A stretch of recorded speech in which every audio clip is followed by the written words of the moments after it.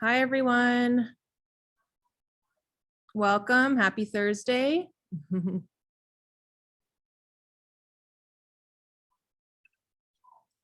right.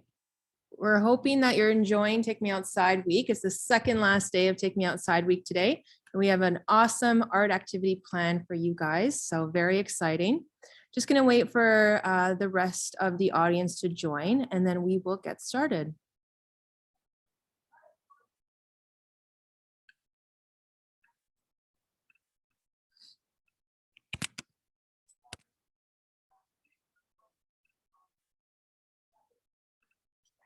All right.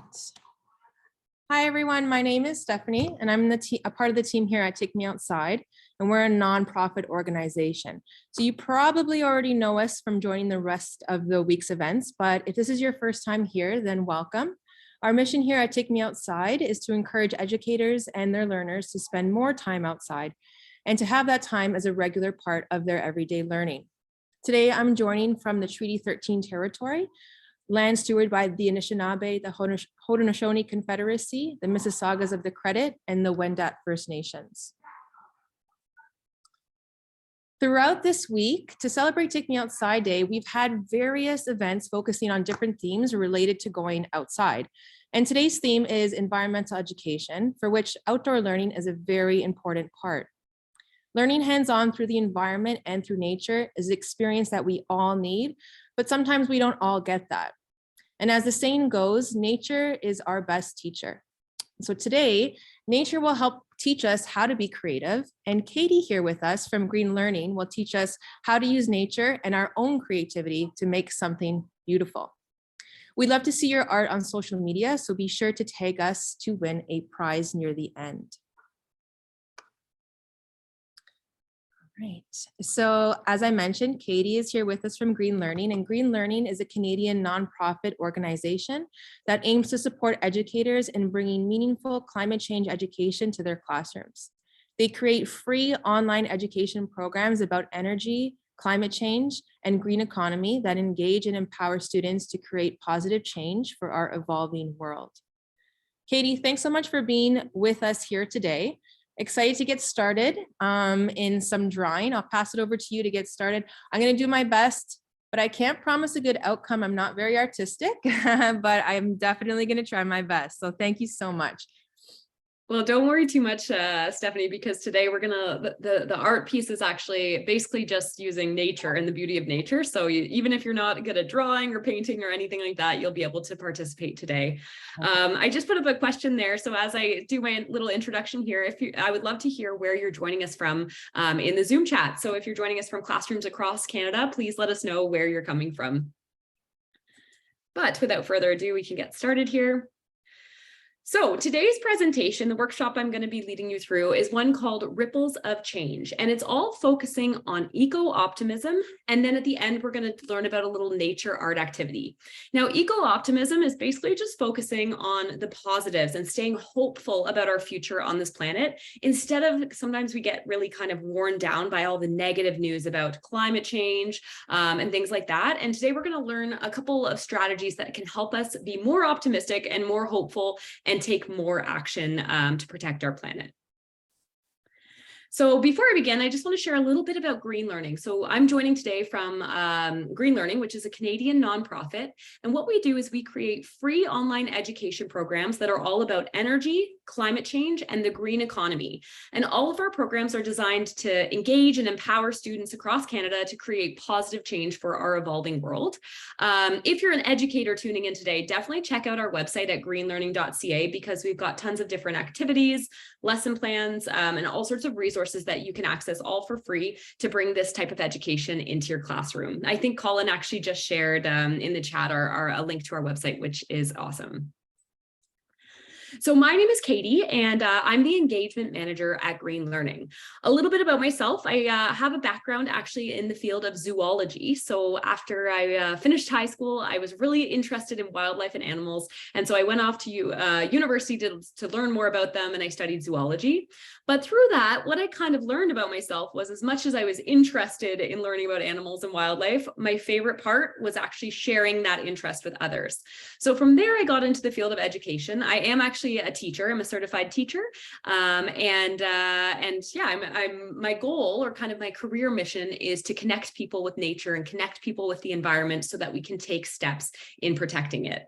Some other things about myself: I love camping, I love spending time in nature, and I love my dog Rory, who you might see walk through the background of my camera at some point during the workshop this morning. I also want to take a moment to acknowledge the land that I live, work, and play on. So I am located just a few hours north of Toronto in what many call Barrie, Ontario.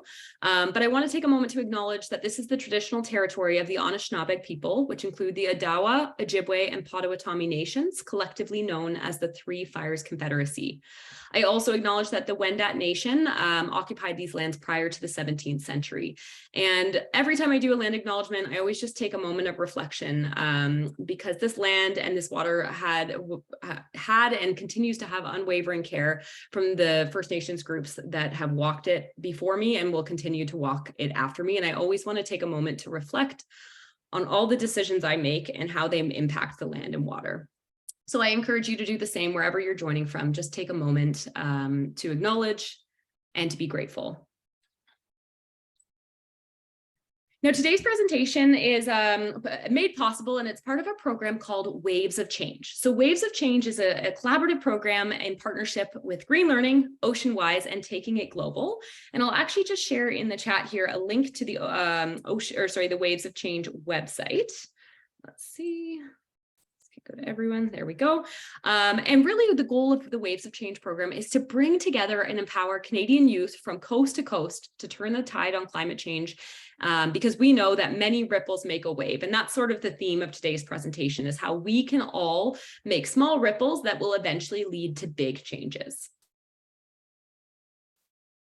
So the plan for today: we're going to kick it off. We're going to talk about what climate change is and how it's impacting us in Canada for the first 15 minutes or so. But then we're going to really focus on some different solutions that already exist for climate change. And we're going to hear some examples of some amazing climate action that youth across Canada are already doing. After that, I'm going to share with you the instructions to do a nature art activity. So I'll explain all of that. And this nature art activity actually involves going outside. So my hope is that after the presentation, if you're with your class, you can head outside into your schoolyard, or maybe if the timing doesn't allow, right after the presentation, maybe later today when you're outside, or in future days, you can go outside and participate in the art activity and share some photos back with us of the art you create. I'll explain what it looks like once we get there. And our learning goals for today's workshop: by the end of the workshop, I'm hoping that you'll understand that while climate change is happening and it can feel pretty scary, we can all still make positive ripples of change for our world, and we all have to. And the second learning goal is you'll be able to create a beautiful work of art while connecting to nature. Awesome. So to kick it off here, what is climate change? Like I said, the first few minutes of our presentation, we're just going to high level discuss what climate change is and why it is happening. So climate change refers to the long-term shifts in temperatures and weather patterns. So really, climate change is just a fancy way of saying that our kind of trends in our weather is changing over time. Now, since the 1800s, so a long time ago, human activities have been the main driver of climate change, primarily due to the burning of fossil fuels like coal, oil, and gas, which produce heat-trapping gases. Now, in the next slide, I've got a really awesome video that will show and kind of explain how these heat-trapping gases are impacting our climate. But I want to just talk about this graphic here really quick, because it really helps me to understand the difference between weather and climate. So weather is the conditions that we experience each day. So when you wake up in the morning and you have to decide what you're going to put on to wear that day, you're thinking about weather. So you might look out your window and be like this morning, I looked out the window and there was actually a light dusting of snow. You might look at the window, it might be raining. You can also, maybe you would check the weather, check a weather app to figure out what temperature it is. You might even step outside to feel the temperature. And what you put on for that day, you're dressing for the weather. Climate is a little bit longer term. So climate tells us what types of clothes you would want to have in your closet. So for example, in the winter season here where I live, in my closet, I've got sweaters, I've got pants, I might have some t-shirts for a warmer winter day. I've got a big warm coat, I have a raincoat. because those are the different types of weather we might experience during our winter season. But climate refers to the longer term trend.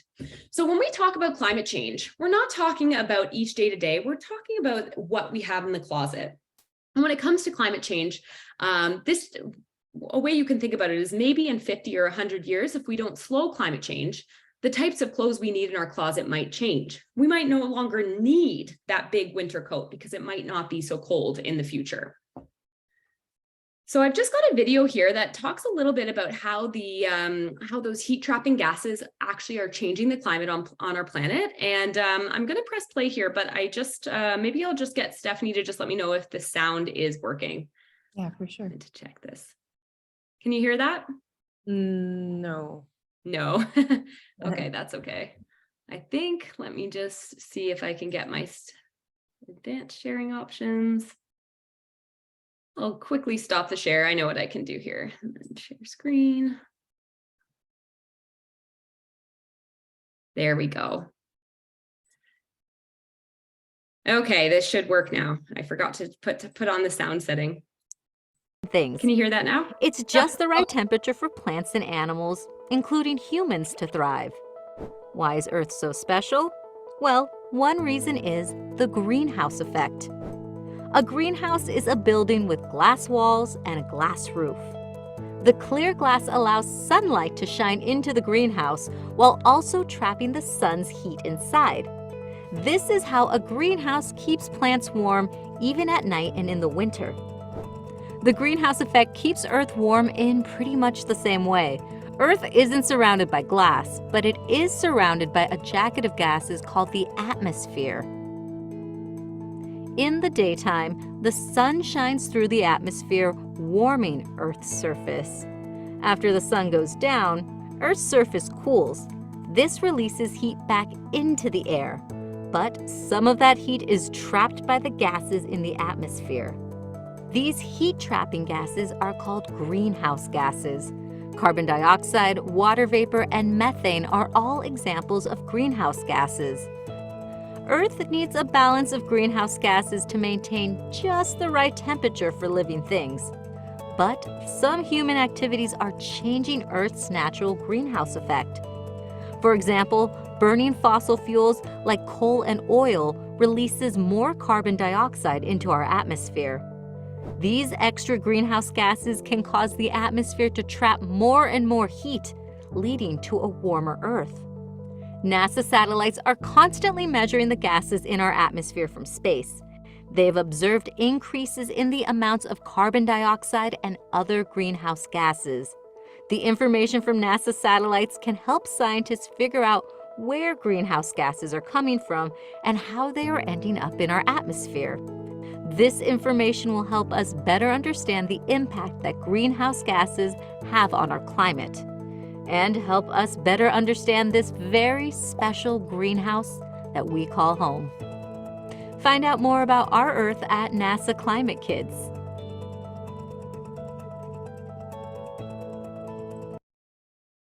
Awesome. So that video really just shows kind of what's happening on Earth as we humans burn more oil and gas products and burn fossil fuels. We're kind of creating, almost you can imagine it like a blanket around our planet that's trapping heat from the sunlight in, and it's affecting or changing our climate. Oops. What is Sorry, there we go. So I just have a quick question here, and let me open the chat. There, I think it's open there. So I've got a few headlines, and headlines are from the news, and they're things you might see, you might read, or you might even hear on the radio. And a couple of the headlines I've got here say things like, Calgary, record-breaking weather could have consequences next spring. Canada's climate pledges are still falling short as timeline to limit warming is narrowing. The BC floods are just a mere hint of what climate change could do to our food supply. And I'm just curious, if anyone is near their chat, what types of feelings do you feel when you read these kinds of headlines? After learning a bit about what climate change is, and then you see these things, you see words like consequences and falling short as timeline to limit warming narrows and a hint of what climate change could do to our food supply. What are some of the feelings that those types of headlines make you feel?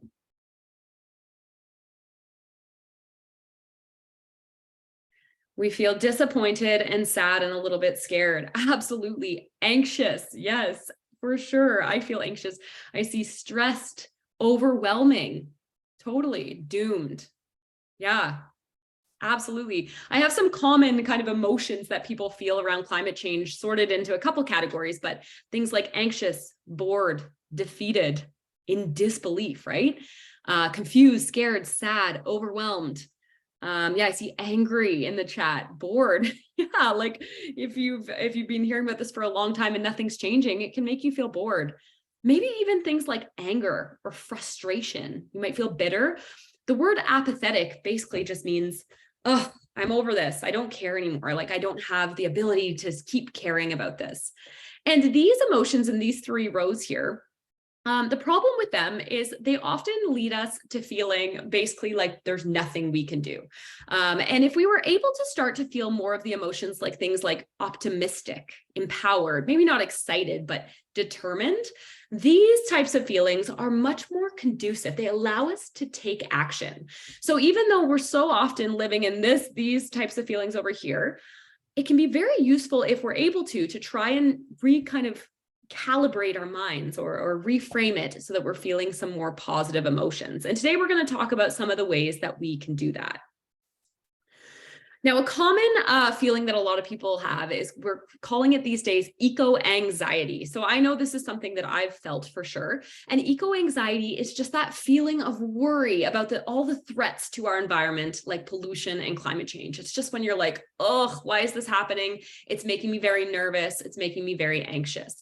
But like I mentioned, eco-anxiety doesn't always lead to action. And so it can be better to focus on sort of how we can make a difference in our world instead of just focusing on how scary everything feels. Now, there are so many reasons for hope. That's the amazing thing about climate change. Even though it is a big problem, we already have all the solutions we need. We just need to put them into place. So it's not too late. If anybody tells you it's too late to make a difference and slow climate change, that's not the case. We still have time. We just all need to work together and start bringing the solutions that already exist into action. There's lots of good climate news that's happening all around the world too that can give us reasons to stay hopeful and reasons to stay motivated towards action. So I have a few positive headlines here. So things like, once devastated, these Pacific coral reefs have seen amazing rebirth. This was from earlier this year, or earlier this month, actually. Youth are reimagining solutions for housing, water, and more. So youth, just like yourselves who are participating today, are doing amazing things all around the world and coming up with creative new solutions for climate change.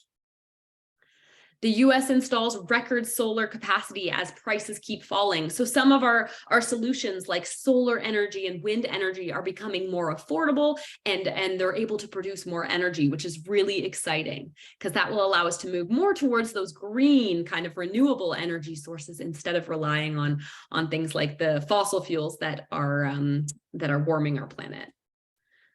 Solar energy is helping schools to make ends meet. So schools across the planet are even using some of these renewable energies. And coming soon to New York, more trees. So over the past year, more than 13,000 trees have been planted across New York City, which is an amazing solution as well. So as much as those headlines I showed you at first can make us feel very anxious, sad, doomed, it is good to focus on all the amazing things people are doing across the planet as well. Something that I find really helpful to kind of get rid of my eco-anxiety is just doing just that and focusing on the solutions. So thinking about how we can increase more healthy habitats on Earth, whether that's planting more trees, more forests, helping to protect habitats like wetlands, or if you live closer to the ocean, protecting those coastal shoreline habitats. That is one type of solution. And another type of climate change solution is things that decrease our greenhouse gas emissions. So perhaps, moving to renewable energies, creating less waste or relying less on plastics, things like that. There's so many solutions. And something that I always like to think that helps me is I think about how amazing our world is going to be once we put all the solutions in place. I think about cities that all the air is clean because we're no longer relying on gasoline powered cars. The water is clean because we've got healthy habitats helping to clean that water. I picture people biking and being active in nature because we're relying more on active transportation instead of cars. There are so many amazing things that are going to happen when we reach our climate targets. And I always like to picture that world that I want to live in because it helps me stay motivated on taking action. Also, important to know that change is already happening. And at Green Learning, I am so lucky because I get to see youth all across Canada doing amazing projects that are making changes in their community. So I just wanted to showcase a few projects that we've seen over the past few years. All of these projects were the winners of something we have called the Green Learning Challenges. So I'll share the link in the chat here. And the Green Learning Challenges really just ask, here we go. They ask youth to take action and focus on those solutions. And the selected winners each year actually get a cash prize. So if this sounds something like you or your class would be interested in, then check out our website because you could have an opportunity to be next year's winners. This solution actually came from a school in Calgary, and this was the winner last year of our Eco 360 Challenge. And the Eco 360 Challenge is all about how we can think about, instead of creating so much garbage and plastic waste, how can we move towards a world that reuses the things that we already have? And so this group of students came up with the amazing idea of repurposing plastic into a weighted blanket, so that what would previously plastic that would have just gone to the landfill and in the garbage was transformed into something that could be used for many years to come. The winners last year of our Energy Revealed Challenge, they hosted a school-wide Earth Hour. So they had the lights off in all the classrooms, and they even took it a step further and did a phone-free Friday, where all of the intermediate students turned off their phone to save that electricity, and they did other fun activities instead of being on their phone or on their technology. They had different games happening, and they were able to save a lot of kilowatt hours just by doing this for a couple hours in their school day. Another amazing thing that youth have done is they're coming up with really creative climate policies. So as part of our Decoding Carbon Challenge, we challenge older youth. So this is for grade 9s to 12. If we have any senior students on the call today, they have to come up with ideas that could help us reach our climate targets. So this one school in Duncan, British Columbia, came up with a policy that required every single, every part of land that was going to be developed, so a house or a building put on it, they had to also protect an equal amount of that land for habitat. Renewable energy. So our Re-Energy Challenge challenges students to think about how we can use renewable energies. And this class from Kelowna, British Columbia, actually built solar-powered electric vehicles. So they found out how to use solar panels. They found out how to use the panels to charge a battery, and then the battery ran the car. So this helped these students become the engineers of the future that can build solar cars or cars that run on solar energy. So all these amazing things happening. And what I want to leave you with, I love this poem here that I thought I would share because it talks about how each of these things might seem small. Each of these projects, they might seem just like one quick thing, but every single action we take as humans creates a ripple. And even a small action can end up spreading farther and farther and farther and making a big difference. So this poem is called Drop a Pebble in the Water by James W. Foley. And as it goes, it says, drop a pebble in the water, just a splash and it's gone. But there's 100 ripples circling on and on and on. Spreading from the center, flowing on out to sea, and there's no way of telling where the end is going to be. Drop a pebble in the water, in a minute you forget, but there's little waves a-flowing, and there's ripples circling yet. And those little waves a-flowing to a great big wave have grown. You've disturbed a mighty river by just dropping in a stone. So this, and I love the picture in the background here too, because you can see the ripples from dropping one pebble in that river. They spread on and on and on. And I always like to think of all the actions that I take in my life as being a part of that ripple effect. So we're going to move on to the next part of our workshop here. And what I'm going to do is I'm going to provide you with some instructions to do some nature art. So I'll go through all of the instructions. And then, like I said at the start, my hope is that perhaps if you've got time right after the workshop, you can go outside with your class and complete this. But if the timing doesn't allow, maybe you can do it later today or tomorrow, or maybe even on the weekend with your family. And I love doing art in nature because to me, nature is the greatest inspiration of art. Whenever I'm outdoors, I see the beautiful things all around me. Right now, I'm so lucky because we're in the fall season. So I actually am looking out outside my window right now at all the amazing fall colors. And it inspires me to create art, and it inspires me to put my creativity into something beautiful. Now, I also think that spending time in nature can really help us with those feelings of eco-anxiety, because spending time in nature is proven to be really, really good for our wellness and our well-being. So what I'm going to challenge you to do today for your nature art is you are going to create your own nature ripple. Sometimes I've heard these called nature mandalas, but today we're going to call it a nature ripple. And basically what you're going to do is you are going to collect all sorts of different natural materials from maybe it's your schoolyard, or maybe there's a park nearby that you can visit. And you're going to arrange them to create a really, really beautiful, stunning ripple of change. So it's really easy to do. Step number one is you're going to go outside and collect your nature materials. Now, I find this art activity, you can do it on your own, or if you're doing it with your whole class, sometimes it's fun to create nature ripples in small groups. So perhaps you want to group up with maybe 3 or 4 other people to build your nature ripple together.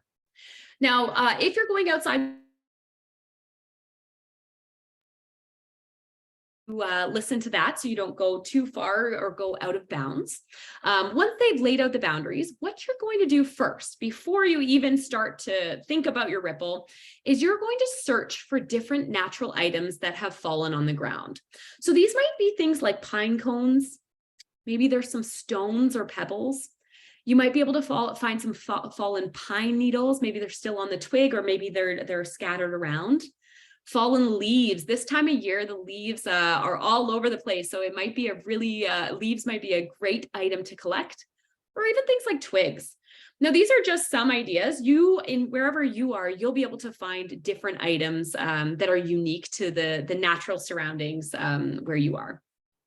Now, I would like to say, make sure when you do this, when you're collecting, you only use natural items that are no longer living. So we don't want to harm nature when we create our nature art. You don't want to go up to a tree and take a leaf that's still maybe on that tree, because that can be harmful to the tree. Or another example might be a flower. So you might find a flower that's still growing, but we don't want to pick those flowers, because those flowers will continue to not only live, but they're also a great food source for things like bees this time of the year.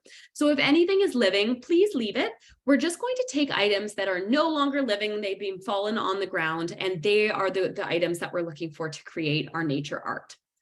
Now, a little hint, this might be possible or might not be possible, but if you do happen to spot some litter, so if you spot some garbage or something like that during your search, you might want to pick it up, or maybe you just make a mental note to come back later to pick it up, so that you can do a part as you're creating your nature art to help clean up your community. That could be a small ripple effect in itself. Maybe somebody sees you picking up that garbage and you inspire them to do the same thing and clean up your schoolyard. So once you've collected lots of different materials and you've got all of your materials collected, the next step is to arrange them. And so what I would do if I were you is, once I've collected all of my natural items, I like to sort them into like items. So maybe if I collected pine cones, I would sort them into a pile of all my pine cones, all my twigs, maybe all my acorns, and all my leaves. So once you've sorted them into piles, then it makes it very easy to arrange them in your ripples. And to create ripples, you're just going to place like items in a circle, and then followed by other like items in a circle around that one, and then other like items in a circle around that one. And as you do that, you'll create this beautiful piece of art. So here's a couple ideas for inspiration. You can see this one, they do have some flowers in this one. I'd encourage you only to use flowers if they've already fallen off the plant. But they've also got some acorns and some pine needles. This one is really beautiful, and I love the way that they've worked color into it, because you can see the different colors of the leaves. They've also arranged them into a pattern.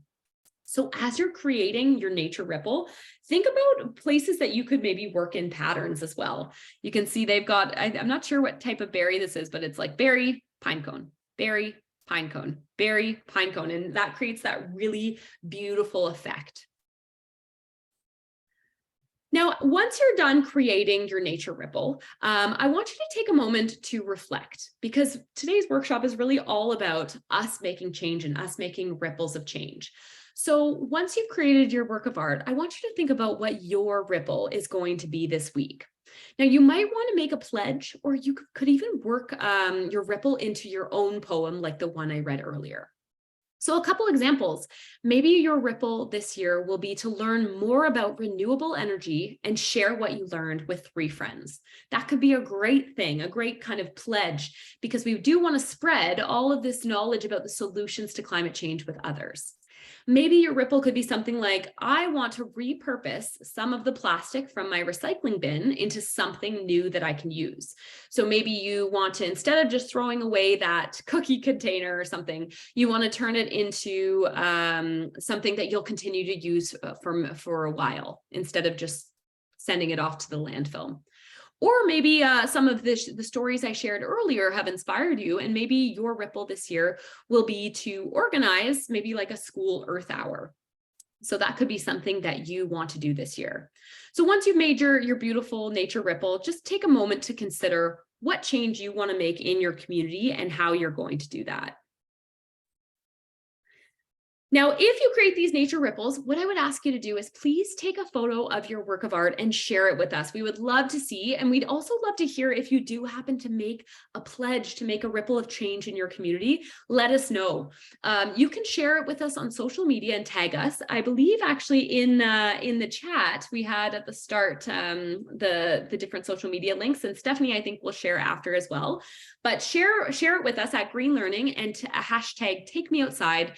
And this next week, what I'm going to do is I'm going to select a photo of somebody's nature art to win a copy of our book, Sila and the Land, or the book, I should say, Sila and the Land, which is a beautiful illustrated book that is also quite inspirational. And it talks about the journey of somebody learning to connect with nature. So please, if you create some nature ripples this week, definitely share them with us. If you're not on social media, you can also email me your photos at programs@greenlearning.ca. So I really hope to see some of, because I know you're going to make amazing ripples or nature ripples this week. So that is the end of the workshop here. And like I said, I'm hoping that maybe you've got some time now to go outside and do it. But if timing doesn't allow, maybe later today or tomorrow. But I do have a couple moments here for any questions. So if anybody, I think the chat might still be open. So if anybody has any questions, I would love to see them now.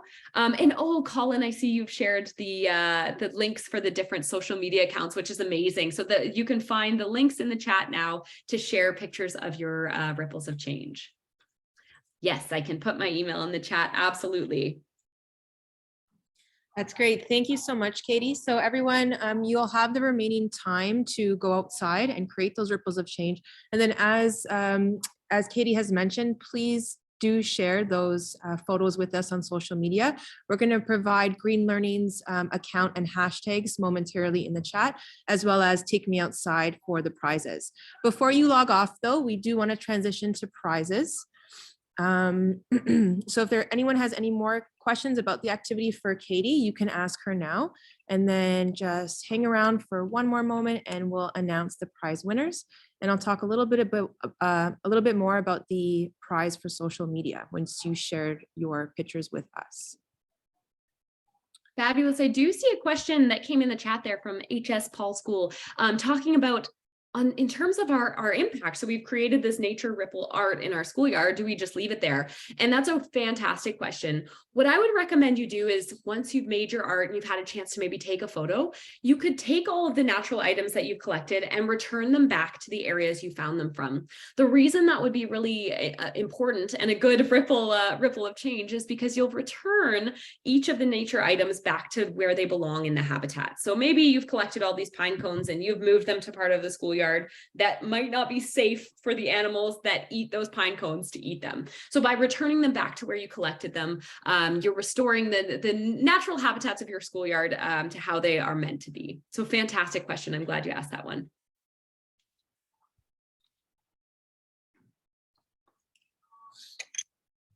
All right, perfect.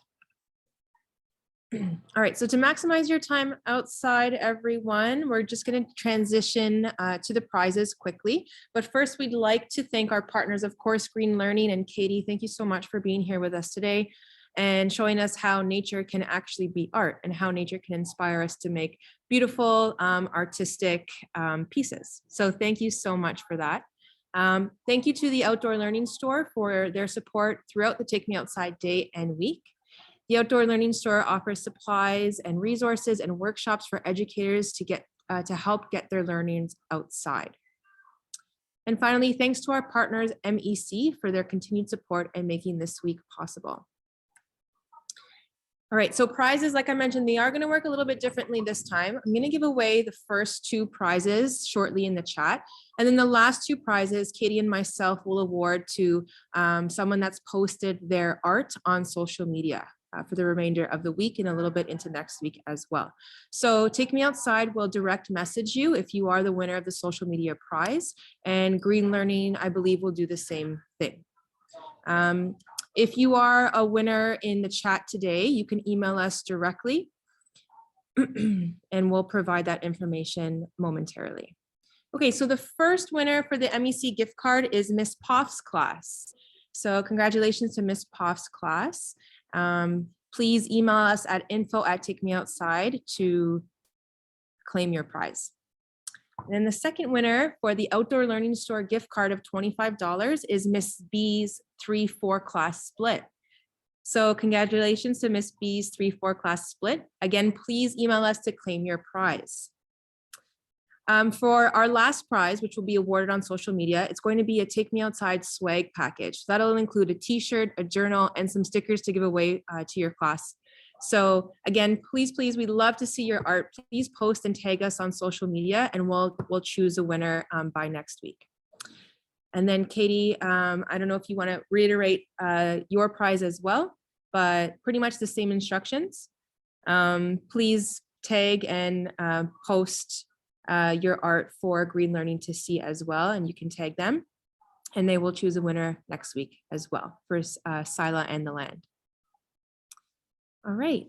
Well, thank you so much, everyone, for joining us today. We hope you had a great time throughout the week celebrating, and we hope that you're going to have a great time outdoors making your Ripples of Change artwork, and we cannot wait to see those on social media. So if you have any questions remaining, please let us know in the chat. We'll hang around for that. Otherwise, enjoy your time outside and making fabulous art.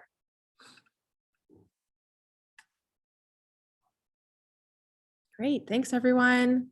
Thanks, everyone. Have a great day.